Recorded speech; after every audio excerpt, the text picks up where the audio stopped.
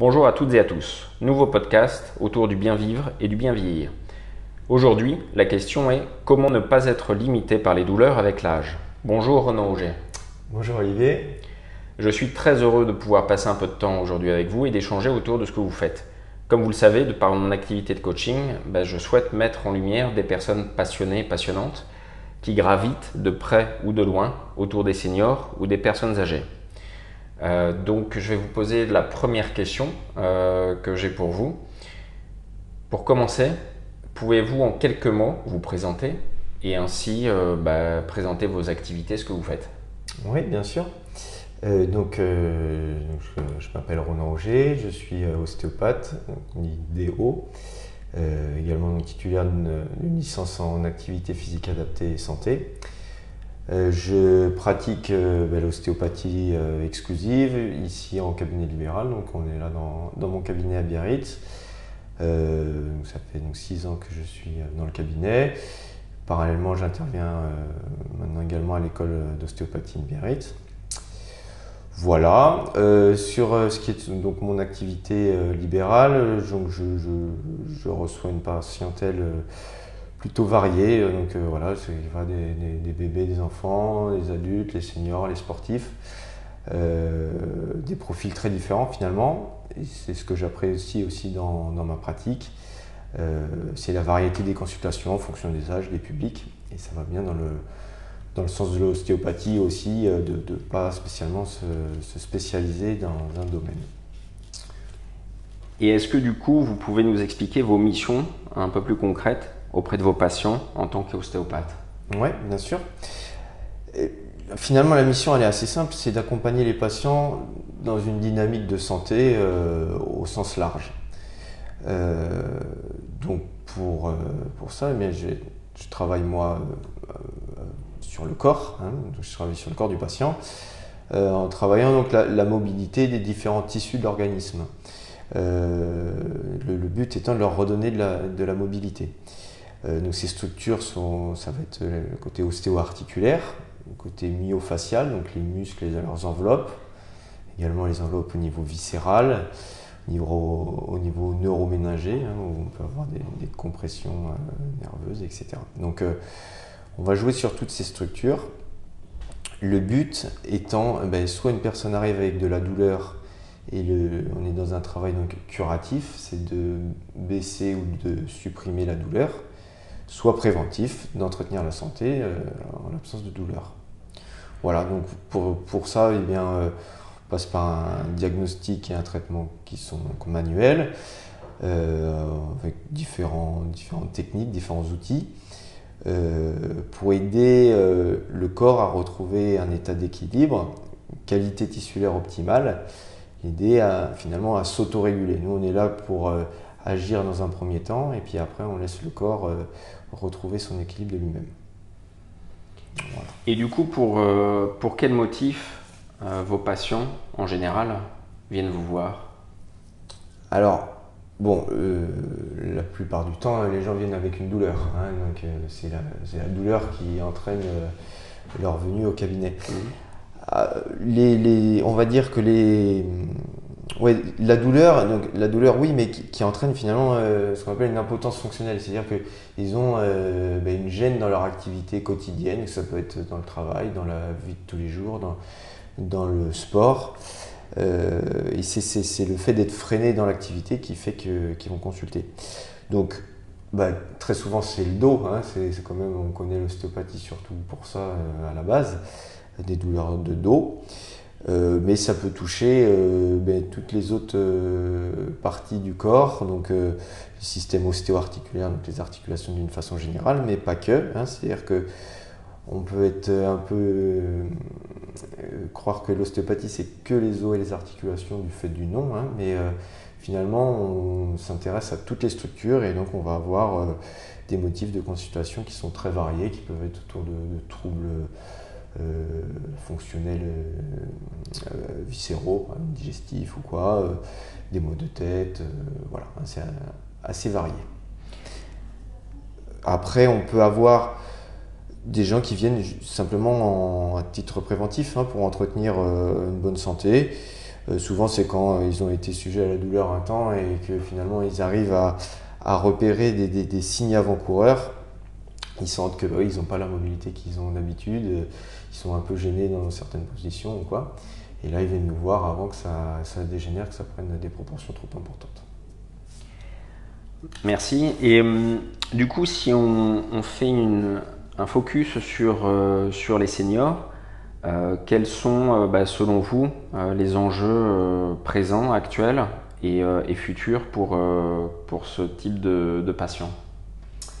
Alors, les seniors, la base, je pense vraiment avant tout, c'est qu'ils puissent continuer à avoir leur activité quotidienne. C'est-à-dire vraiment être le moins possible freinés dans leur vie de tous les jours. On sait bien que la perte d'autonomie amène à une dégringolade un peu au niveau de la santé. Donc le but, c'est qu'ils soient le plus autonomes possible et qu'ils soient le moins gênés dans leur pratique. Donc voilà, c'est ça, c'est malgré parfois de l'usure de différentes structures qui sont inhérentes au vieillissement, et bien que malgré ça, on arrive à continuer à avoir une activité. Et à n'importe quel âge, c'est-à-dire à 60 ans, 65 ans, 70 ans ou... Oui, tout à fait, c'est-à-dire que l'objectif n'est pas le même. À 60 ans, en début de retraite, et bien finalement, c'est des périodes où on est en pleine forme, on a des capacités physiques qui sont très bonnes en général. Donc le but, ça va être de pouvoir aller faire de la randonnée itinérante, alors qu'à 90 ans, c'est de pouvoir aller dans les commerces de proximité qui sont à côté. Donc on est sur des buts différents, mais à des niveaux différents, mais le but est le même, c'est de pouvoir faire notre activité. Et donc voilà, permettre soit une activité physique régulière, soit juste de l'activité quotidienne, mais qui à un certain âge est déjà une activité physique qui est importante. Et allons un peu plus loin peut-être sur l'ostéopathie pour eux. Du coup, pour quelles raisons elle serait recommandée pour eux justement?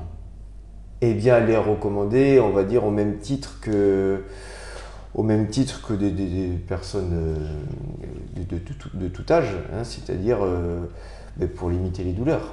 Après, voilà, on peut peut-être revenir sur les douleurs du senior qui sont finalement un peu particulières, j'ai envie de dire, par rapport à d'autres publics. Et du coup, allons plus loin. Quelles sont les douleurs spécifiques que vous voyez ou que vous observez auprès des personnes de 60 ans et plus, disons? Ouais. Déjà, la base, c'est que c'est des patients un peu comme tout le monde. Hein. C'est vrai que c'est pas parce qu'on a passé le cap des 60 ans qu'on tombe dans la tranche des seniors et que d'un coup, la prise en charge est complètement différente, parce que c'est pas le cas. Hein. C'est-à-dire que, au même titre que tout le monde, il y a la vie quotidienne qui fait qu'on peut avoir des traumatismes divers, des accidents de la vie quotidienne, des coups de stress, des coups de... Voilà, hein, donc voilà, il y a comme tout le monde, on va dire. Mais on a, je dirais, 3 items un peu particuliers qui font qu'en fait, par rapport à un sujet plus jeune, souvent on se retrouve avec une origine de la douleur qui est mixte en fait. C'est-à-dire qu'il y a un côté fonctionnel, donc c'est-à-dire c'est des problèmes de mobilité, hein, et donc ça c'est vraiment notre truc nous en tant qu'ostéopathe, c'est la mobilité. Donc c'est le côté, ça c'est ce qu'on appelle le côté fonctionnel. Et puis souvent, eh bien, ça va être couplé à un côté organique. Et organique, c'est ça touche à une usure de structure. Hein. Donc souvent, voilà, il y a un mix entre du fonctionnel et l'organique, et c'est comme ça qu'on arrive à la douleur. Donc finalement, voilà, il y a le côté comme tout le monde, et puis après, le vieillissement normal entraîne des modifications au niveau du corps. Ça entraîne surtout une perte d'élasticité tissulaire. Hein. Donc, quand je parle de tissu, les tissus, c'est l'ensemble des composantes de l'organisme. Mais plus particulièrement, là, c'est ce qu'on appelle le tissu conjonctif, c'est toutes les enveloppes. Donc, c'est ce qu'on appelle les fascias. Alors, les fascias, on commence à en parler un peu plus. C'est toutes les enveloppes viscérales, musculaires, etc. Ça, c'est un tissu normalement assez élastique, et qui perd en élasticité avec le vieillissement. Donc on le retrouve au niveau des fascias, on le retrouve au niveau des ligaments, des capsules articulaires, etc. On perd en élasticité. En plus de ça, le muscle en lui-même fond avec l'âge. Hein, donc on perd en résistance musculaire. Donc voilà, ce vieillissement normal, il mène obligatoirement à un enraidissement et une perte de résistance. Ça, c'est sur le côté vraiment tissulaire, l'évolution du tissu au cours de la vie. À côté de ça, on a aussi le fait que, eh bien, on a eu une activité toute sa vie, un stress mécanique qui a été prolongé en fait. Donc ça va être par le travail, par le sport, par les traumas divers et variés. Et le corps s'est adapté un peu autour de tout ça, au fur et à mesure, il s'adapte, il s'adapte, il s'adapte. Et au bout d'un moment, ça a une tendance à créer une usure, hein, donc une usure au niveau articulaire. Ça, c'est ce qui est très connu, c'est l'arthrose. Hein, donc c'est un remaniement de l'articulation avec une usure du cartilage qui amène une baisse de mobilité, une baisse d'amplitude au niveau des articulations. Donc il y a l'arthrose, on va retrouver ce qu'on appelle les discopathies, c'est les disques intervertébraux qui ont une tendance à s'écraser un peu et tout. Donc voilà, ça ça va avec le vieillissement, mais ça va surtout avec la contrainte répétée, le traumatisme répété qui fait que on a de l'usure et on doit composer avec cette usure. Et c'est pas parce que c'est usé que pour autant ça peut pas fonctionner. Et ça, c'est important de le garder en mémoire.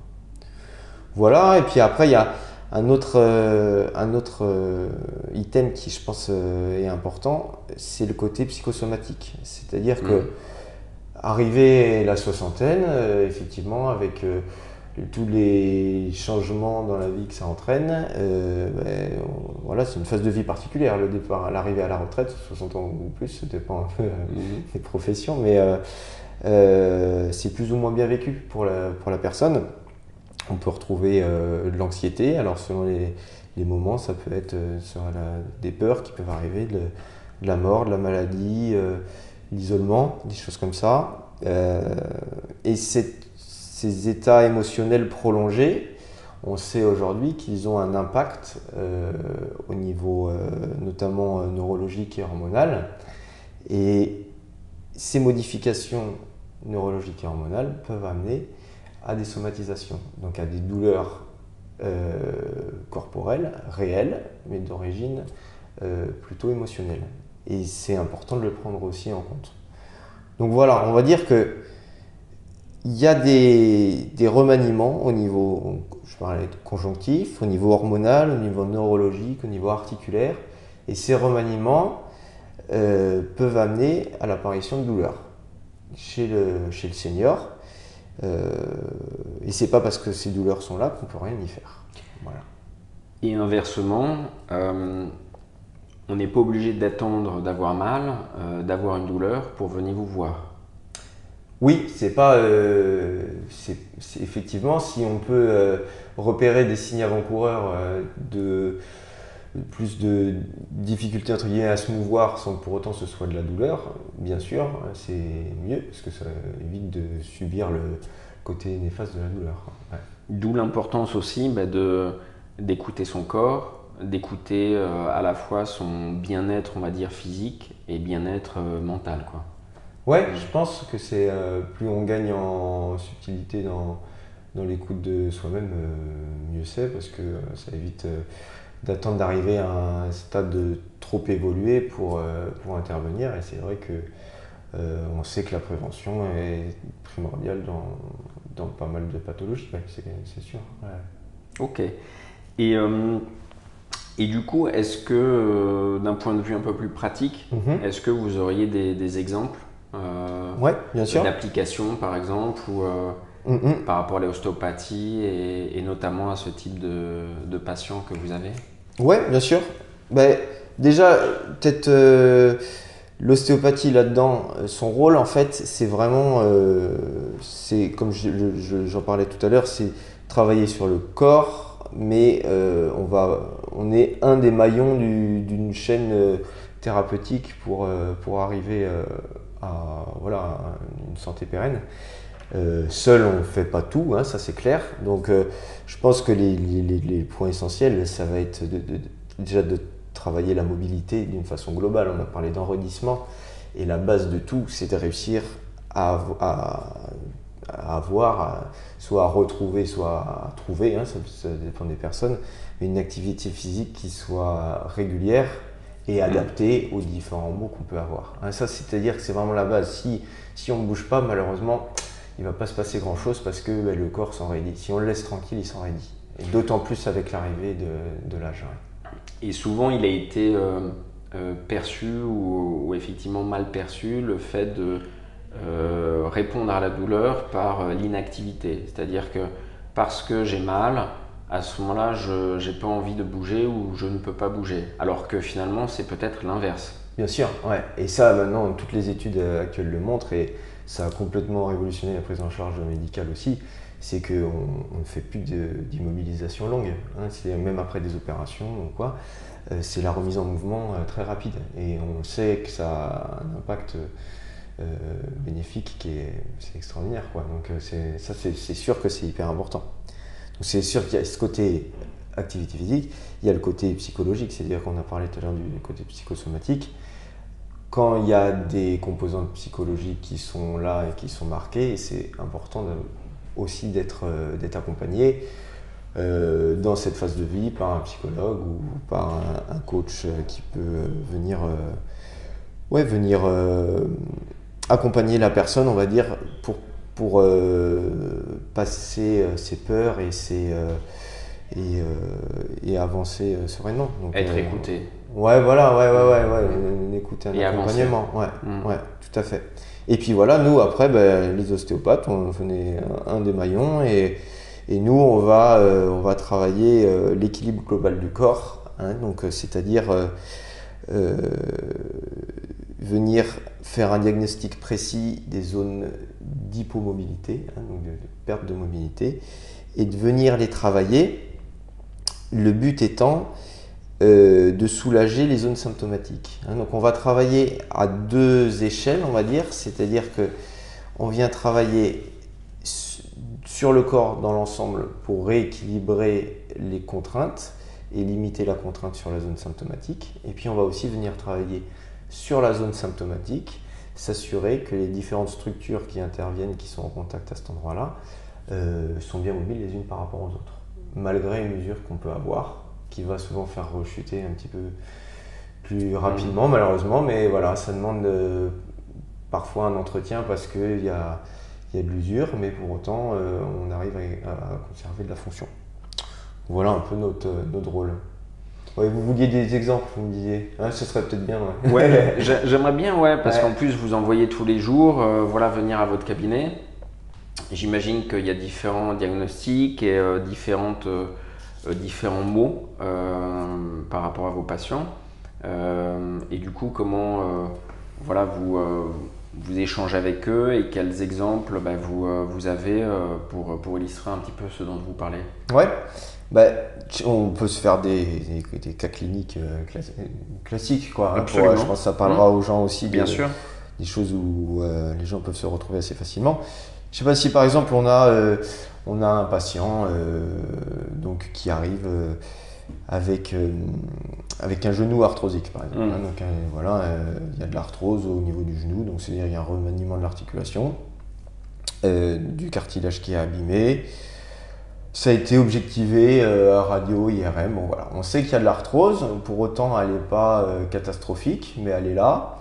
Il y a de la douleur à la marche, par exemple. Voilà, si la personne fait une randonnée, elle a mal un peu pendant, pas mal après.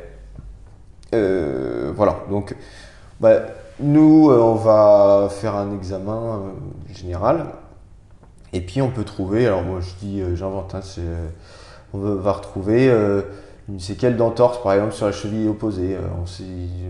En parlant avec la personne, il se trouve que c'est une grosse entorse avec arrachement osseux ou je ne sais quoi, 20 ans avant. Ça fait 20 ans qu'il y a eu ce truc-là, ça s'est mal consolidé et tout ça. Et bien finalement l'organisme lui, il est resté un peu fixé là-dessus. Et il a en mémoire ouais, il a en ce mémoire le traumatisme. traumatisme, et puis surtout, il y a eu de la douleur prolongée, donc il s'est habitué à décaler le centre de gravité, par exemple, de l'autre côté. À compenser. Voilà, il a compensé. Et du coup, on a un hyperappui sur le côté du genou symptomatique, par exemple. On peut avoir des choses comme ça. Ça, je sais pas, vous avez, en plus sur ce genou, il y a eu un pet au ski à 20 ans, il y a eu une ménisectomie, on a enlevé un bout de ménisque, par exemple. Bon, bah voilà, on sait que ça, c'est un symptôme aggravant, un truc aggravant pour créer de l'arthrose sur un genou. Donc voilà, ben, moi face à ça, ce que je vais voir, c'est qu'effectivement, il y a un problème d'appui. Et donc, un genou qui est déjà abîmé, en plus, on appuie beaucoup dessus. Donc, le but de mon travail va être de reprogrammer au niveau des récepteurs neurologiques, notamment au niveau de la cheville, que finalement c'est bon, maintenant on peut reprendre de l'appui dessus. C'est très schématique ce que je dis, mais bon, c'est pour un peu clair. vulgariser un peu le truc. Mais voilà, c'est récupérer de la mobilité sur la cheville, informer le cerveau que ok, finalement on peut avoir un appui sur cette cheville qui est viable. Et puis il y aura eu plein de compensations qui se sont mises en place autour de ça, autour du bassin, etc. Donc voilà, on peut avoir tout ce travail, on va dire, sur le corps dans son ensemble qui viseront à limiter la contrainte sur le genou. Donc ça déjà, c'est sur le plan global. Sur le plan symptomatique pur, on va aller voir ce genou quand même, et puis on va voir que souvent on a des plans de glissement qui se font mal parce que l'arthrose aidant, ça glisse moins bien. Donc on arrive souvent à récupérer un peu de mobilité au niveau du genou, à faire en sorte que la synovie, donc le liquide à l'intérieur de l'articulation, passe bien entre les deux surfaces articulaires. Donc voilà, on va avoir une amélioration de la fonction de ce genou-là. Alors souvent, ça va rechuter effectivement, parce que l'arthrose fait que malheureusement c'est quelque chose d'évolutif, donc fait que ça va avoir une tendance à rechuter. Si on arrive ma foi à maintenir ça en faisant tous les 6 mois une consultation et en récupérant de la mobilité, on a quelqu'un qui garde la fonction, et c'est surtout ça qui est important. C'est ce que j'allais dire, c'est que vous parliez de rechute. Quand on vient vous voir, ou quand cette personne-là vient vous voir, l'idée c'est pas forcément qu'elle revienne toutes les semaines ou toutes les 2 semaines, quoi. Ce que vous dites, c'est si elle rechute, elle peut venir même des mois ou même 6 mois après ou 1 an après, c'est ça, hein? Ouais, bien sûr, ouais. Oui, non, l'objectif n'est pas de voir nos patients tout le temps. S'ils reviennent toutes les semaines avec la même douleur, c'est qu'a priori on n'a pas trop avancé sur l'origine du problème, hein. Donc c'est des fois plus compliqué que ça, mais le but étant d'avoir un soulagement qui soit durable dans le temps. La difficulté, je vous parlais tout à l'heure du côté fonctionnel ou organique, la difficulté c'est quand il y a le côté organique qui prend de la place, hein, et c'est le cas là dans cet exemple-là, c'est que l'arthrose elle est là, elle est réelle, hein, et on n'y fera rien à cette arthrose, on ne soigne pas l'arthrose du tout. Et probablement que cette personne, si c'est un stade avancé d'arthrose, peut-être que dans 10 ans, elle sera quand même obligée de se faire opérer et d'avoir une prothèse de genou, c'est possible. Mais pour autant, on a gagné 10 ans, et c'est pas mal, parce que une prothèse, même si c'est extraordinaire, hein, il y a vraiment des avancées qui sont fantastiques par rapport à ça, mais ça reste quand même un corps étranger, et c'est pas l'origine. Ça marche très très bien, mais ça a une durée de vie, c'est pas... Voilà, donc si on met une prothèse de genou à 80 ans, ça a 20 ans de durée de vie, bon a priori c'est plutôt pas mal. Si on la met à 60, c'est pas terrible. Donc plus longtemps on arrive à entretenir de la fonction avec le matériel d'origine, on va dire, mieux c'est, hein, ça c'est un peu l'idée. Donc c'est sûr que c'est pas aussi agréable entre guillemets, nous en tant que thérapeute, de se dire que ça va rechuter, parce qu'on aime bien régler le problème et on n'en parle plus. Mais ça c'est le cas quand c'est que du côté fonctionnel.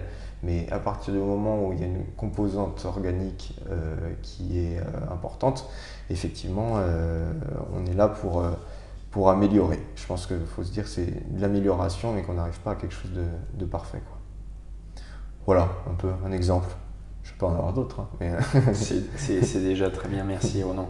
Et dernière question, est-ce que vous pouvez nous donner quelques conseils pratiques cette fois-ci pour prévenir ou soulager des malaises ou atténuer des douleurs, notamment pour les seniors? Oui, bien sûr. Déjà, je pense qu'il y a quelque chose qu'il faut s'enlever de la tête, c'est que la douleur est une fatalité. Hein, ça peut être compliqué d'en trouver l'origine, etc. Mais c'est pas une fatalité. Et ça, c'est vraiment important. Et on entend souvent, même juste en rigolant comme ça, les gens vont dire ah bah ça c'est la vieillerie ou on dit, si on n'a pas de douleur le matin quand on se réveille, c'est qu'a priori on est mort. Donc voilà, ça c'est des choses, je pense que c'est marrant, mais il faut pas. Un peu des représentations sociales comme ça. Je pense qu'il faut pas trop se dire que c'est vrai, parce que non, il y a j'ai plein de patients qui avancent en âge, même très âgés, et qui en fait sont très bien, n'ont pas de douleur, quoi. Clairement, n'ont pas de douleur. Par contre, donc c'est pas une fatalité, mais par contre, c'est quelque chose qui s'entretient, ça se fait pas tout seul. Alors bien sûr, hein, il y a des personnes il y a un côté qu'on ne contrôle pas là-dedans, hein, ça c'est sûr. Il y a de la génétique, il y a les choses de la vie qui font que il y en a qui ont plus de chance entre guillemets que d'autres, ça c'est sûr.